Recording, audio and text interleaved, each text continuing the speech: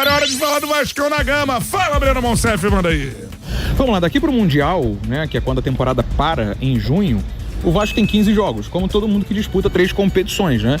Tem aí 12 rodadas do Brasileirão no total, 6 rodadas no total da Copa Sul-Americana e mais os 2 jogos da terceira fase da Copa do Brasil. Obviamente que essa soma que eu tô falando não dá 15, né? Mas eu digo assim, no total de jogos que ainda faltam para serem realizados daqui até lá.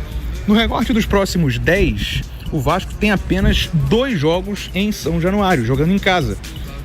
Vai ter mando de campo em mais 2, mas não vai ser em São Januário. Por exemplo, sábado pega o Sport, depois de amanhã 9 da noite, em São Januário. Viaja no meio de semana que vem para pegar o Ceará, também pelo Brasileirão. E aí pega o Flamengo no Maracanã. Depois recebe o Lanús em São Januário e aí é uma sequência fora de casa, porque tem Cruzeiro e Operário, Cruzeiro pelo Brasileirão e Operário pela Copa do Brasil. Tem o Palmeiras em Brasília, aquele mando de campo vendido para Brasília. E aí, Puerto do Cabello fora de casa, Vitória pelo Brasileirão também fora de casa e o Lanús fora de casa também pela Sul-Americana. Então, nesse recorte de 10 jogos, só 2 em São Januário. Um no Maracanã, que podemos dizer que é campo neutro, porque é um clássico, meio a meio. E temos também um jogo em Brasília, que o Vasco vai mandar em Brasília contra o Palmeiras. Não é em casa, deve ter maioria de público, mas não vai ser jogando em casa exatamente, Essa é a sequência, então, do Vasco nesses próximos 10 jogos, pensando nesse recorte. Até inicialmente, quem fez esse levantamento, e que aqui a gente está repercutindo e analisando, foi o perfil do estagiário do Vasco. Então, a gente acredita até pela pauta levantada, obviamente, O que é importante nesse período, obviamente? Campeonato Brasileiro, para encaminhar um bom início de Campeonato Brasileiro. Como eu falei, o Mundial para na 12ª rodada. A Sul-Americana, as 6 rodadas acontecem até lá. E também a classificação na Copa do Brasil. E nesse período tem a situação de Fábio Carille e do elenco do Vasco. Muita coisa para administrar no início, importante e sem pausa, Não tem folga. Só aquela data FIFA lá em junho, mas no geral não tem folga não. Gabriel Farias. E o momento do Vasco, cara? Debater em off aqui o momento. Talvez não vou provar essa informação. Não, isso aí eu não vou trazer pro debate, não. Aí é tumultuar mais o ambiente. Mas complicado de um jogador, É verdade, tá? Meio esquisito o negócio aí. Cara, o Vasco O Vasco vem pra esse jogo importante contra o Sport, Um jogo que precisa vencer. É o mesmo raciocínio que a gente trouxe lá sobre o jogo do Santos na abertura do Campeonato Brasileiro. Se o Vasco quer fazer um campeonato tranquilo, tem que conseguir uma vitória. E assim, até aí, vamos falar aqui, Até pra sustentar o Carille no cargo. Do contrário, qualquer tropeço deve fazer o Carille cair no sábado. Um desafio, fora lampejo do Coutinho. O Vasco consegue fazer gol sem a participação de Verratti?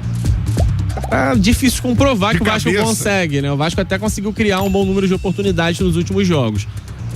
Quanto o Melgar, um pouco menos, apesar dos 3 gols, um pouco menos. Acho que o Vasco ele pode produzir mais, mas tá difícil de comprovar isso sem o Verratti. Então, hoje, reapresentação no CT Moacir Barbosa, atividades foram pela manhã. E pensando no jogo de sábado, a gente tem um reforço, O atacante Adson, que atuou durante 3 partidas.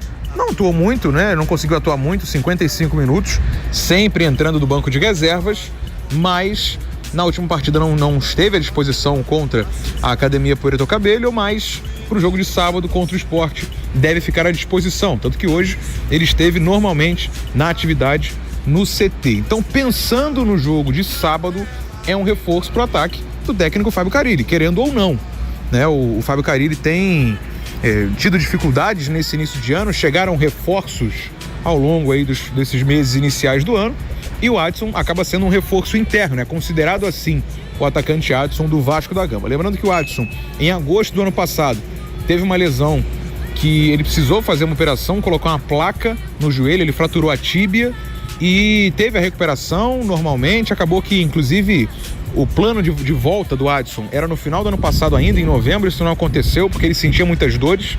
Aconteceram alguns reveses, podemos dizer assim, na recuperação. Em janeiro, já na pré-temporada, ele sentiu muitas dores por conta de um atrito da placa no osso.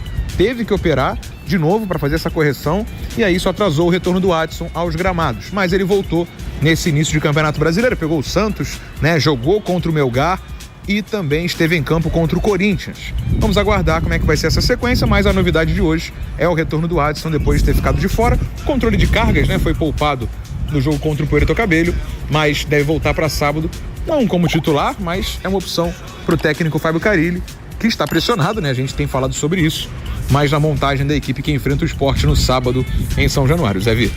Jogo de alto risco pro senhor Fábio Carille, hein, Gabriel e Vitor? Adivinha o que vai acontecer em caso de tropeço? Não tem. Não precisa nem tropeçar. Antes do jogo acabar, tiver aquele 0x0 modorrento, como diria um amigo nosso, já vai começar a ser pressionado o Carille. E o jogo do meio de semana mais ajudou a trazer pressão do que a trazer alívio. Pois é, era um jogo pra golear e ficar tranquilo, né? Era um jogo pra assim. Se goleasse também, acho que o torcedor não ia. Ai, meu Deus, agora me apaixonei pelo Carille, mas ia pelo menos estancar um pouquinho a sangria. Ele não ia precisar sair correndo, igual ele saiu. Exatamente. Aí ele deu mais uma entrevista cobrando o torcedor, e o que ele vai ter sábado? Um ambiente de pressão. A não ser que o Vasco inicie o jogo, meta 1x0, atue de maneira muito confortável. Aí o torcedor vai dar um desconto, vai estabelecer uma paz, mesmo que momentânea. Qualquer outro resultado que não seja uma boa vitória, pode, assim, digo quase com certeza, né? Porque já se formou todo aquele cenário da demissão. Tudo aquilo que se precisa para uma demissão já tá formado. Falta só o empurrão final. Ou mesmo vencendo, cara. É uma semana muito decisiva, porque o Vasco tem 2 jogos acessíveis, onde pode vencer e ainda assim continuar cercado de desconfiança contra o Sport e Ceará. E depois vem o polêmico jogo contra o Flamengo, no fim de semana do feriado. Então acho que essa semana é decisiva pro futuro do Carille, sim. Você já imaginou? Diga. Se ele não conseguir uns 6 pontos aí nessa sequência, eu acho que o trabalho dele não vai ter continuidade. Você já imaginou o Ítalo Lucena, repórter de campo, com o Carille correndo depois do jogo pro vestiário? Ele ia falar, agora eu fiquei constrangido. Né? Foi constrangedora a cena mesmo. Ítalo Lucena, que é vascaíno, diga-se de passagem. Não sabia, não. Eu fui no show dele uma vez lá no famoso shopping da Zona Norte, que tem o teatro do nome do ator do Sai de Baixo. Isso. E eu fui no show do Ítalo Lucena lá, muito bom, diga-se de passagem, e o Ítalo confidenciou nesse show que é torcedor do Vasco. Gosta de futebol, acompanha. O Carlão tá aqui. Um abraço, Ítalo. Eu sou fãzaço dele. O Carlão tá aqui. Você prestou atenção na fala do Carille? O Vasco precisa da torcida. O Vasco, sou estranho. Será que vale a pena o Carille continuar? Cara, essa situação está desagradável, só problema. O Carille nunca teve prestígio com o torcedor, né? É um treinador que já chegou meio que com o máximo respeito, tá? Não tô querendo aqui queimar o profissional, mas ficou muito claro que ele chegou com prazo de validade com relação à torcida. De repente, a diretoria acreditava no trabalho dele, não atuou, contratou, mas o torcedor nunca gostou do nome. É um caso semelhante ao Mano Menezes aqui no Fluminense.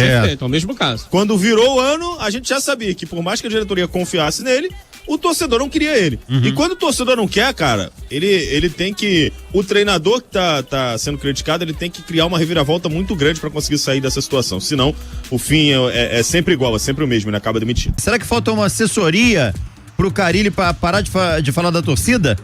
Cara, a palavra final é sempre do cliente. Não adianta. Ele com certeza tem assessoria de imprensa, o Vasco também tem, mas no fim das contas, quem tá dando a entrevista coletiva é o Carille. Tá errando na mão o Carille nas coletivas, hein, cara? Mas ele vai falar o que ele pensa. Já era assim no Santos, não sei se essa altura da carreira ele vai mudar isso, não. Só o que me incomoda mais é que ele começou a criar esse problema, ou a acentuar esse problema depois de uma vitória contra o Santos, quando ele tinha tudo nas mãos pra estabelecer a paz. O Barbieri teve uma situação semelhante, mas ele criou numa derrota. Ele falou, o Vasco tá vindo da Série B... Sim, tá errado também, mas Carille aquele momento o Rio Carille perdeu a mão num dia que ele podia ter saído grandão. Pois é.